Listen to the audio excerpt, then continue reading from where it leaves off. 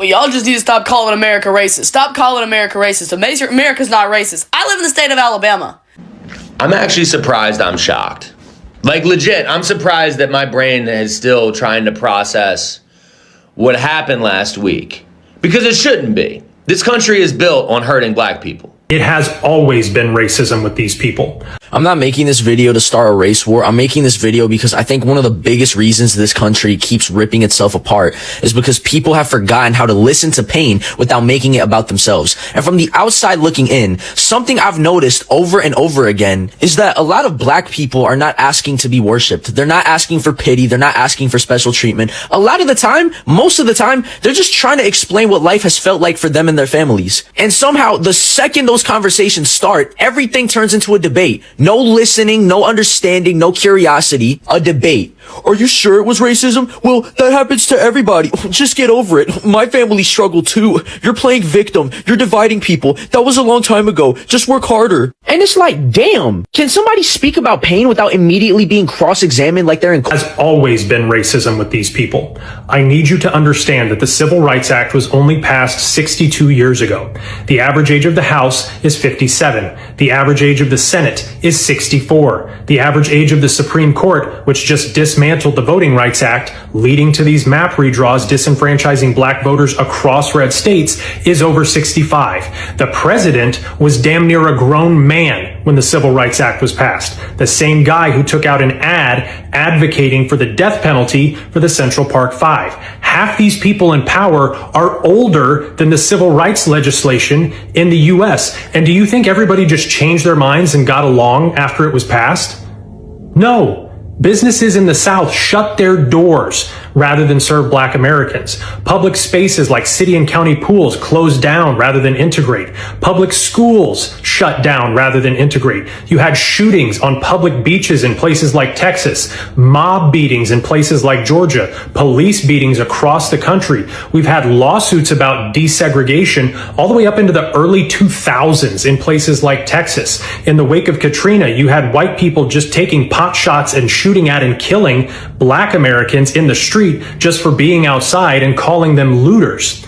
You've got people being found hanging from trees in modern times. We've got the media calling one group of people rioters and another group of people doing the same thing, but maybe even more violent, peaceful protesters, or just going on a guided tour.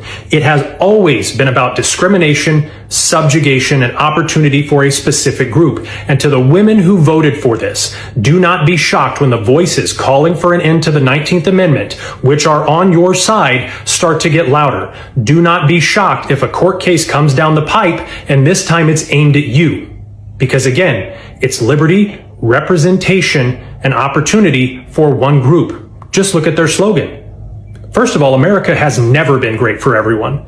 But make America great again. The time frame they're talking about, it was only great for one group that looked like this. And we should be great.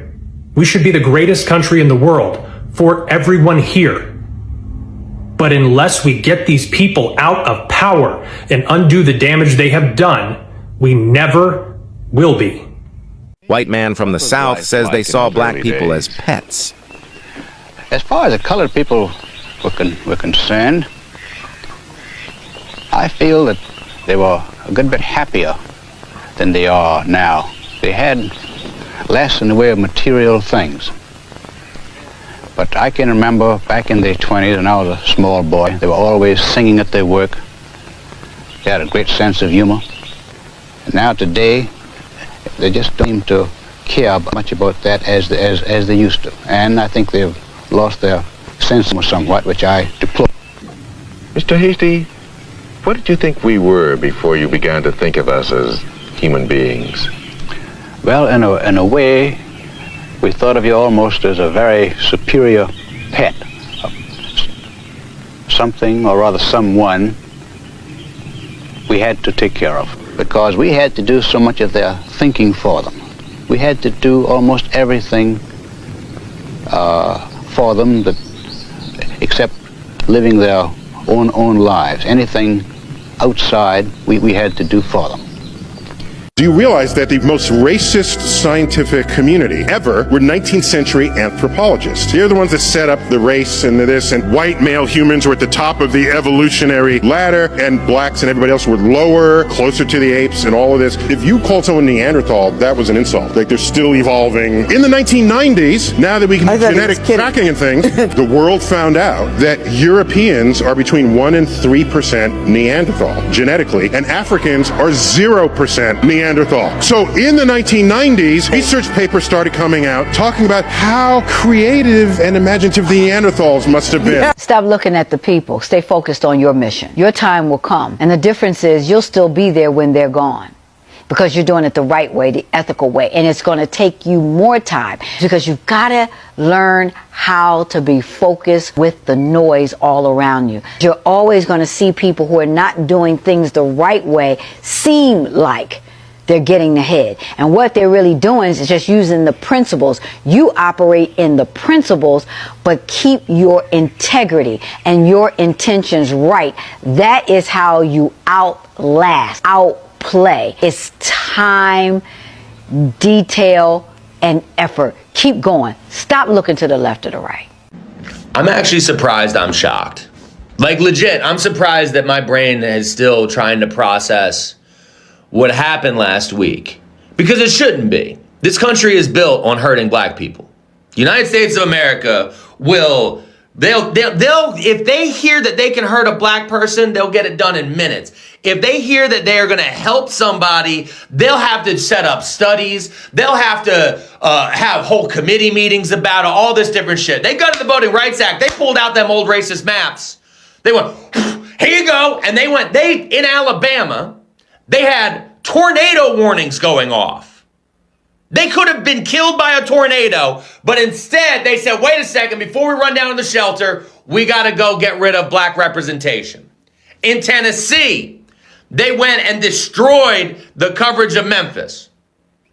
In Mississippi, they are going to go use the building where they seceded from the Union, because their current building's under work. They could wait. They could just wait until the building's ready. And in a lot of these places, they're suspending primary elections that have already started.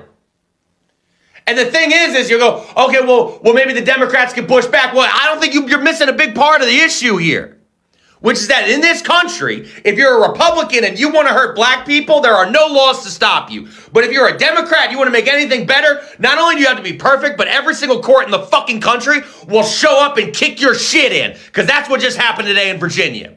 They set up a 10-1 remander, try to fix this shit to counteract Texas, and the Virginia Supreme Court said, no, how dare you? You can't possibly use the weapons of the enemy. We have to let it be perfect. Even though the voters chose in Virginia. The voters chose that map in Virginia. In Texas, Alabama, Tennessee, Mississippi. God damn! What they had to do? Get a bunch of white men in suits and ties to go, boom, map's gone. They didn't have to hold an election. They didn't have to hold a fucking press conference. They didn't do any of that shit. And now who's going to suffer? Black people. Black people are going to suffer. And here's the thing I know about black suffering in this country. It trickles up. It trickles the fuck up to everybody else. Because the whole purpose of what the South wants to do right now is to reinstitute a hierarchy with just a few white families on the top and a bunch of dumb fucks stuck in the middle and an entire base of black people that those dumb fucks can look down on. That's where we are. That's where we've always been. But for the last 60 years, we had the veneer that we had moved past it.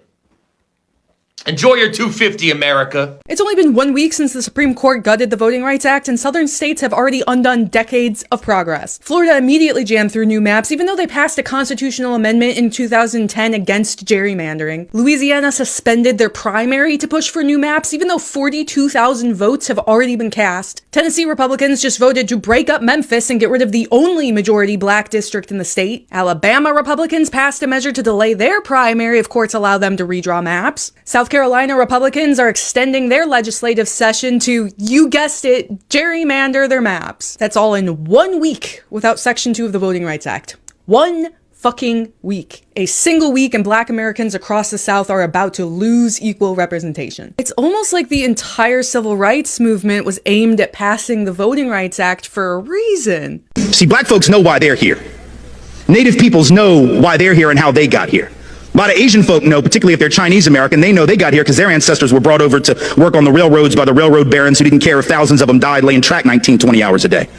But for those of us who are from Europe, we have this fiction that we've told, and we believe it, even though there's no truth to it. You know what the fiction is? It's two parts. Number one, we say things like, with regard to Mexicans coming over the border, with regard to immigrants coming over, but only that border. That's the only one we care about, right? The southern border. I find that interesting. We're not flipping out about Canada, right?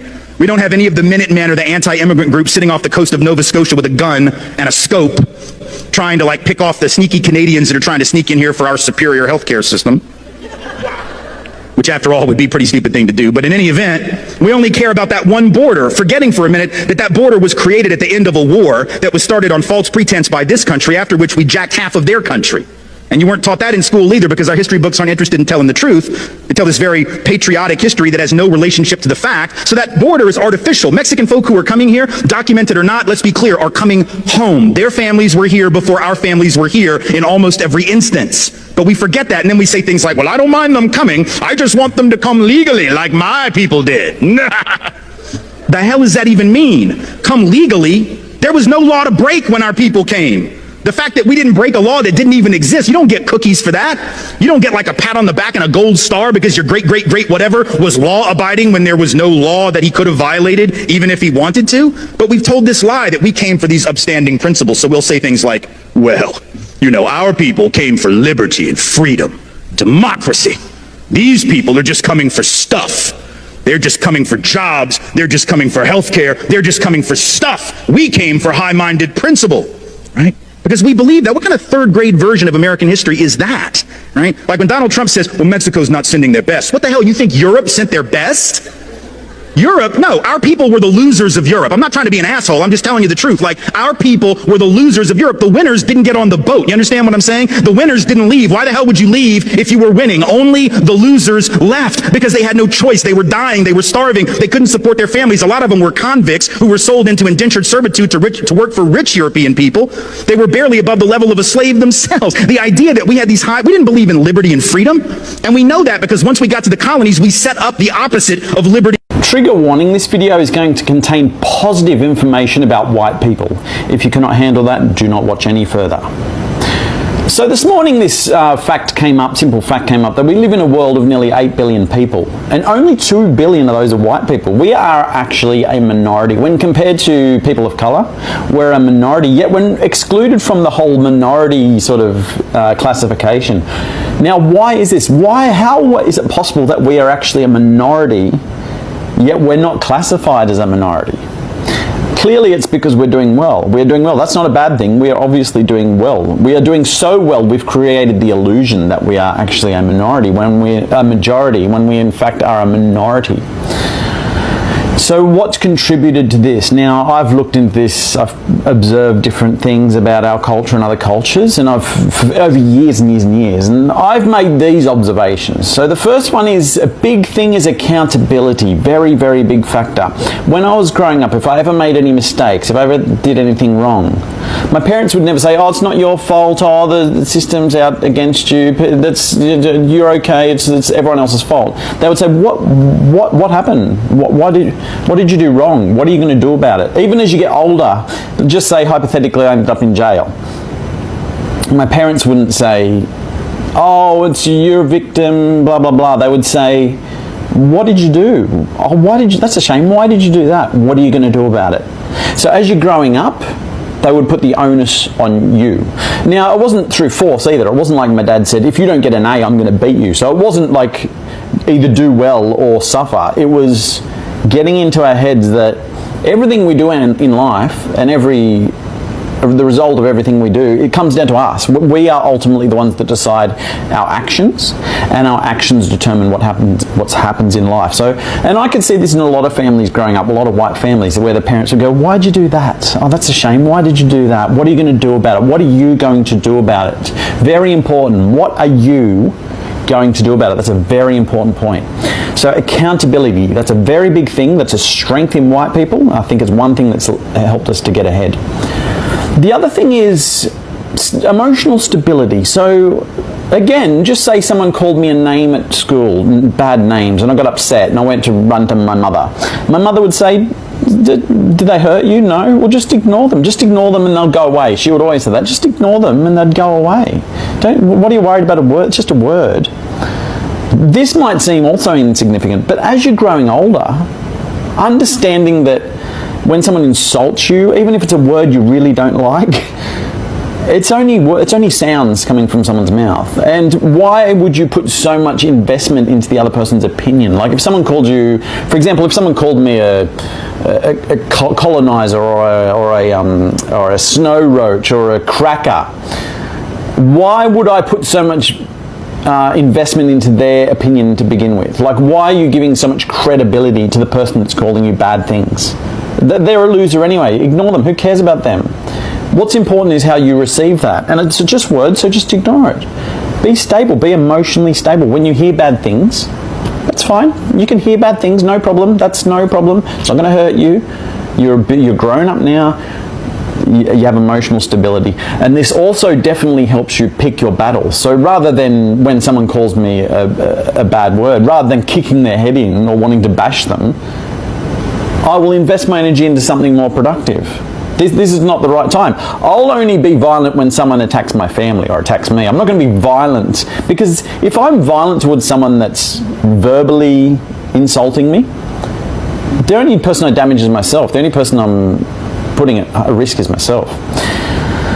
So accountability and emotional stability are two very, very important qualities that I think are pretty, in white people, are one of our strengths. Those are two of our strengths. So these should be celebrated.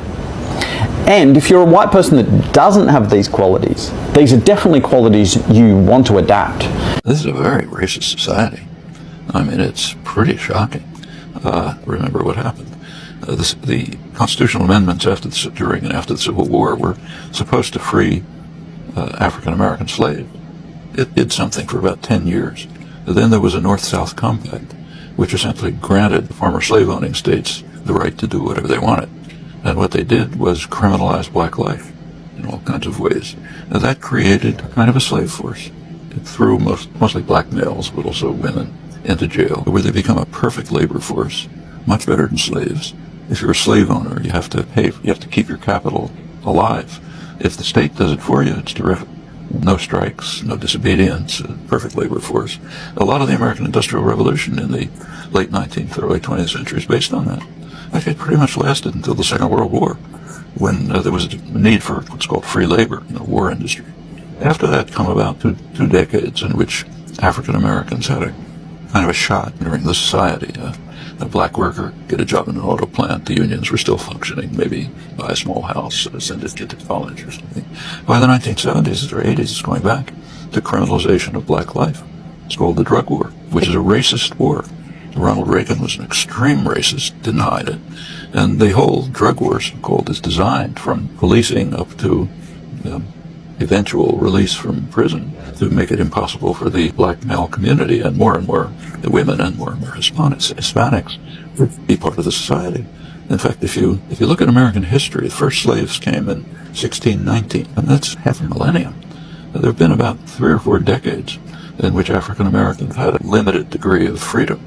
You know, it's not entirely, but at least some. Now, of course, it's for black elites, there's some privileges, but I'm talking about the mass of the population, which has been recriminalized and incidentally also turned into a slave labor force. Black people literally freed themselves from slavery.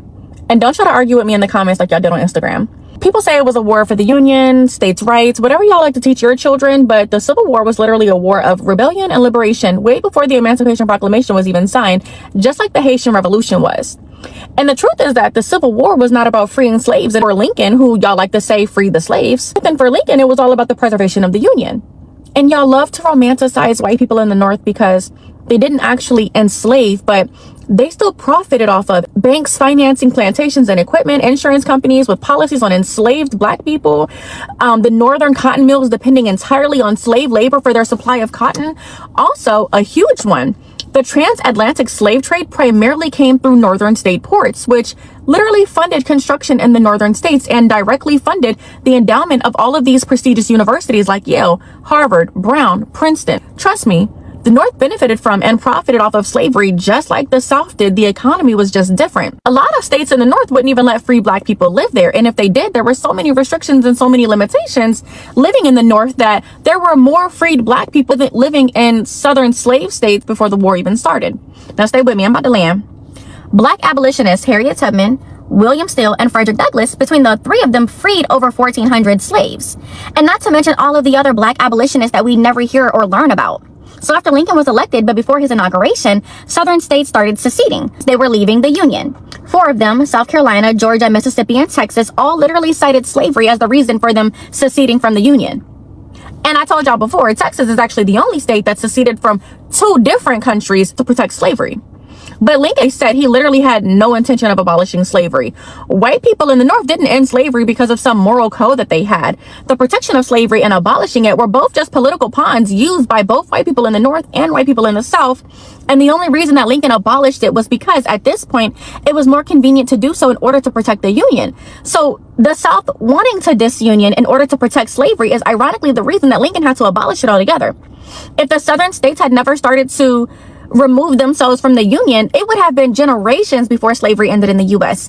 And while y'all want to focus on the white people who fought for the North to free slaves, please do not overlook the hundreds of thousands of escaped slaves that stood behind Union lines to fight as well, and how their escapes caused a humanitarian and an economic crisis. They alone are the only reason that emancipation was the only option. And one last thing, I'm gonna tell y'all one last thing about the good white folk of the North, right? Those are the same people that manipulated black people to fight for the Union in the first place with the 40 acres and a mule nonsense. But that never happened, even all the way up until 2019 when Bill H.R. 40 was struck down in the House, meaning all the way up until 2019, y'all still refused to give descendants of enslaved black people the 40 acres and a mule.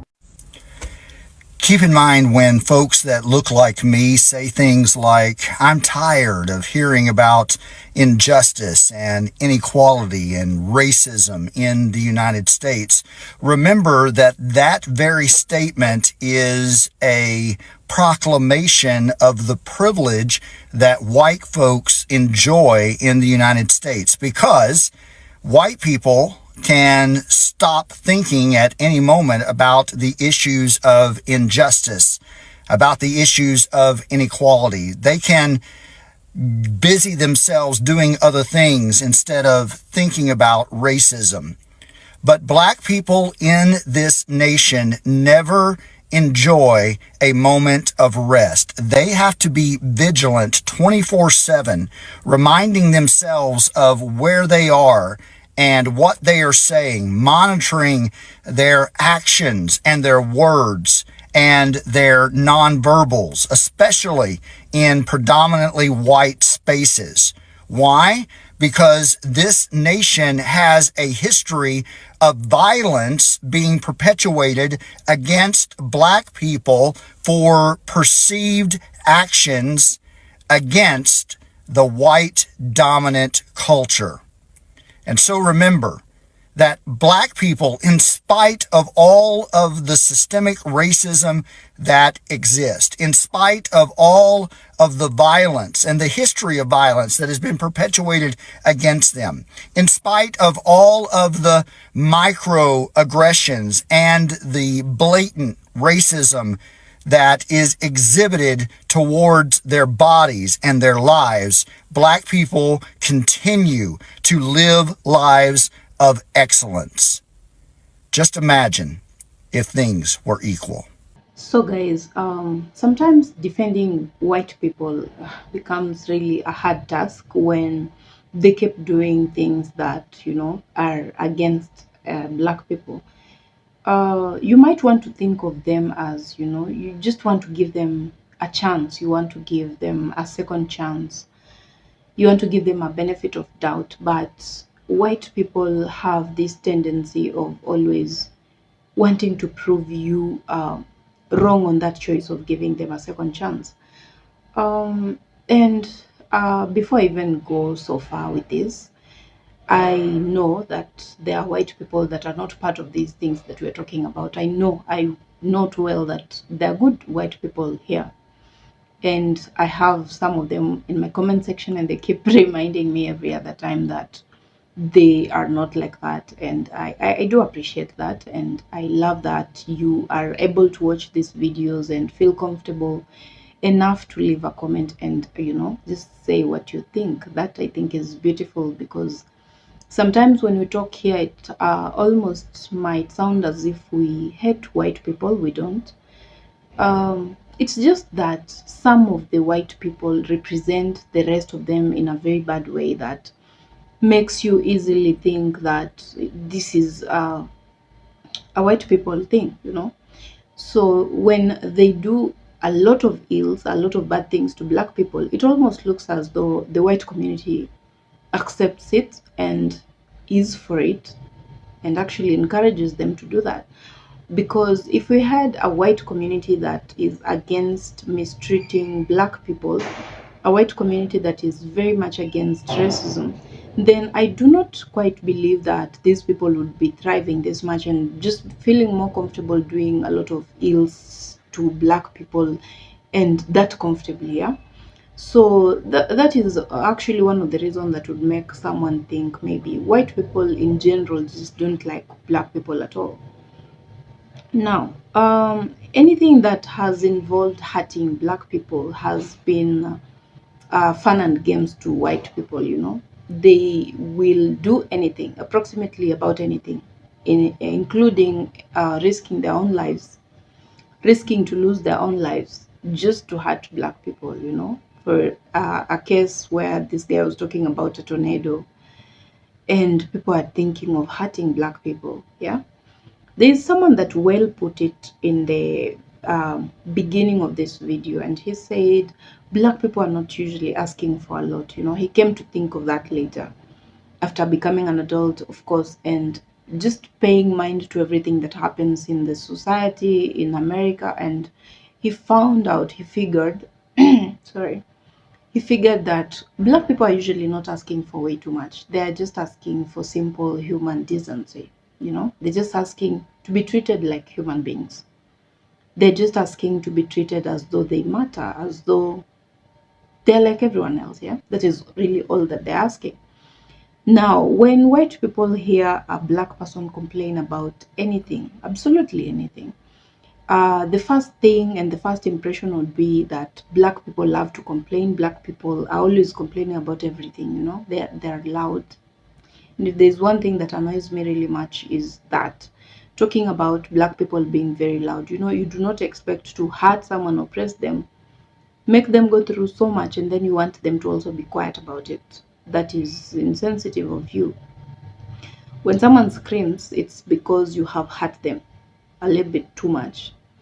Now, white people have dedicated their whole lives to just hurting black people, and they make sure that black people do not have a chance to breathe. Any little chance that black people get to be happy, white people will make sure to come between and just do things that will annoy black people. I did a video yesterday about black joy and what it does to white people. They do not like that. They do not want to see black people happy. They are uncomfortable. That unsettles them really bad, and all that they can take is seeing black people either crying, sobbing, being sad, complaining. That feels comfortable, that feels familiar. But when black people decide that they are just going to celebrate their own things, for example, prom, you see how black people put in a lot of effort with their children during prom. That also is not okay to white people. They don't like it. They question why you have to overdo it. Why do you have to put in so much effort? Why do you have to be so excited about it? Why do you have to, it's just a graduation? No. What they do not understand is the fact that this is just a graduation. Yes, for real, it is just a graduation, but you do not compare a white kid's graduation and a black kid's graduation. They're not the same. They might look on the outside as if they were the same thing because they studied the same thing, you know, for the same number of years, same teachers and all that. But trust me, believe me, it is not the same. Why would I say that? Because a black child will have to go through a lot of hurdles. Everything is designed to make them fail. And for them to even achieve getting to the finish line and actually completing and graduating, it is not as easy as white people have it. For white people, all you need is go to school, you know, read your notes, read your books, do your assignments, and that's all.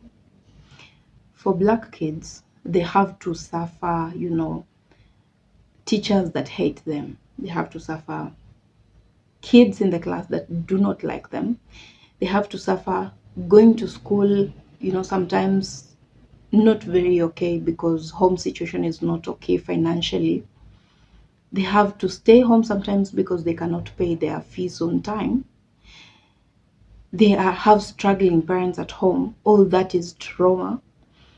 On their way to school, they're meeting people that are discriminating on them and just doing crazy things to them. And they have to go through all these things to come out successful and graduate. And you want to say that is the same as white people? No. White people don't have those. Most of them, at least, they do not have that. That's why maybe it's not a big deal to them.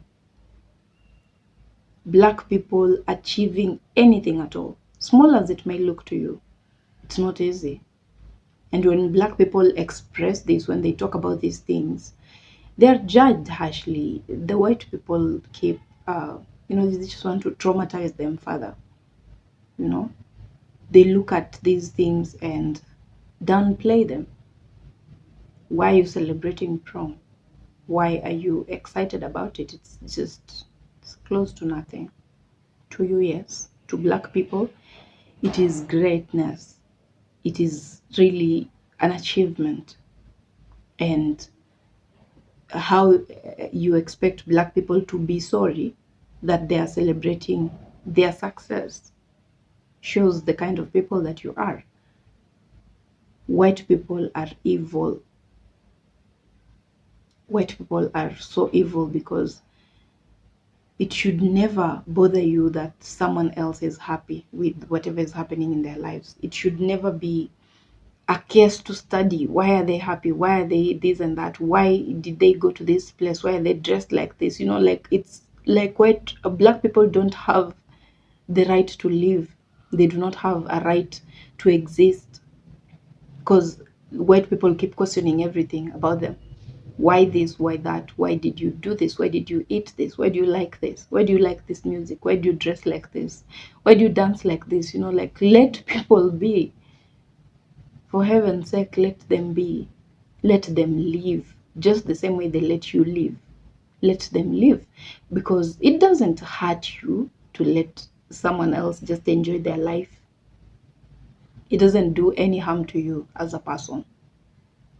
You can actually really be happy yourself with your own things and let the other person be happy about what makes them happy.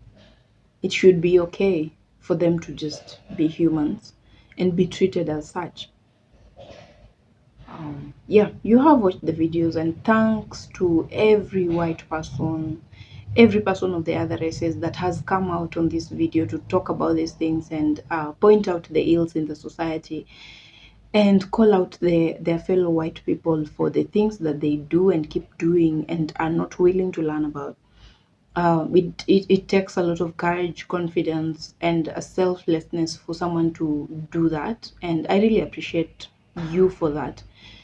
I have those kind of people in my comment section. Thank you so much, guys, for always being in support of black people, for always wanting a change, for always wanting a difference in black people's lives and, you know, the whole system as a whole. you're always encouraging us to know that there are people that actually care, and there are people that, you know, they bother about the fact that Black people are not comfortable with the things that are happening in society. And that is beautiful of you. Thank you so much to every one of you that actively does that, you know. I know you do not have to, but you actually choose to, so that means a lot to Black people. And yeah, I hope that God blesses you for that immensely. So guys, if you are watching me for the first time, never seen this face before, my name is Furaha, and I'm so glad to have you on my channel today. I hope that you enjoyed the video, learned a thing or two about it. If you like this kind of content, please go to the subscription button, press it, be part of this amazing family. Returning subscribers, thank you so much for always choosing to be here. You people are amazing. You make me proud. You make me so happy every single day when I see you subscribing, you know, tuning in to watch more videos, leaving comments, super thanks, likes, sharing the video.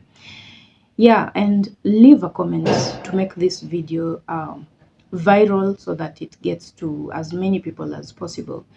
So guys, I will see you on my next video. Bye for now.